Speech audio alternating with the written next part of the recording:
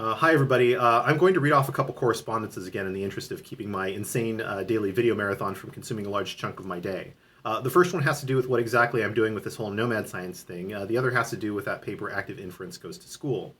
So I got some advice the other day that depending on whether I'm starting a business, a project, an experiment, or a public good, the financing options are going to vary considerably.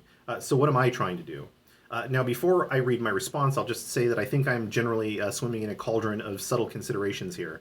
Anybody who knows me knows that trying to actually implement something with the name Nomad Science isn't a thing that I approach lightly, not least in the realm of business ethics.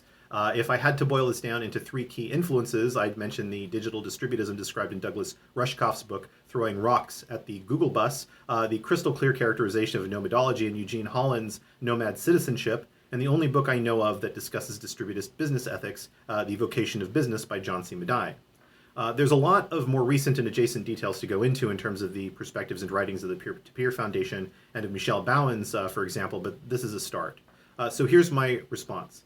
This question was a big one in the book Raise Capital on Your Own Terms. There are a lot of plays I'd consider to be very bad, several of which I've seen firsthand over the years and created a lot of pain for the people involved. In short, though, what I am shooting for is a worker cooperative that runs a very high-quality adult Montessori intensive.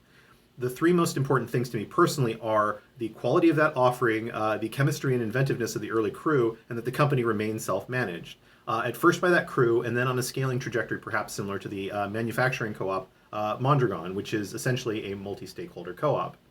Also, it seems like a lot of value can be built around the concept of nomad science without introducing the high fixed costs of a brick and mortar right away. We can work on building things that value-aligned funders and patrons might want to see, for instance, which could also feed into our own infrastructure later on.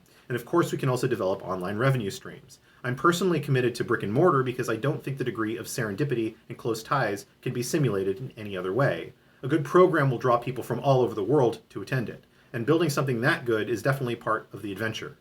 As for the second correspondence, there was a request for questions on the Active Inference Goes to School paper. My response reads as follows.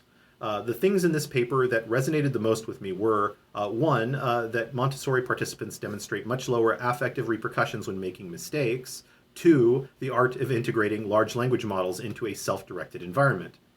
I've embarked on creating a vocational STEAM school with an intensive program for adults and have experienced personally that self-directed environments are able to radically reverse the affective consequences of mistakes inherited from work environments, as an adult, both in myself and others. I'd imagine that reversing such consequences amongst academics, adjunct professors, and others would be analogous and potentially life-changing, which is why I am eager to spread this paradigm to other domains. So this compels me to inquire more into, one, the concrete incorporation of large language models into the augmentation of self-motivated creative and productive capacity, as suggested in that paper, and two, further flesh out the do's and don'ts of use, which is to say, prescriptions for turning it into a cognitive asset rather than a cognitive crutch. Ahmad Mustaq, for example, has said that literacy rates will skyrocket as a result of these, yet people have begun to consult them uncritically for every matter under the sun, and to pump out prose for busy work rather than becoming better writers. I certainly see opportunity for a counter-trend in learner-centric environments, where it is possible to encourage what really works best. I'd imagine that there is an even finer balance and more nuanced pitfalls in advancing one's knowledge in the hard sciences.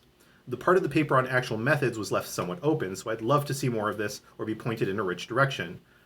All right, that's it for today. If you'd like to help out with some of what you've heard, leave a comment or follow the link to our open collective in the description. Until tomorrow.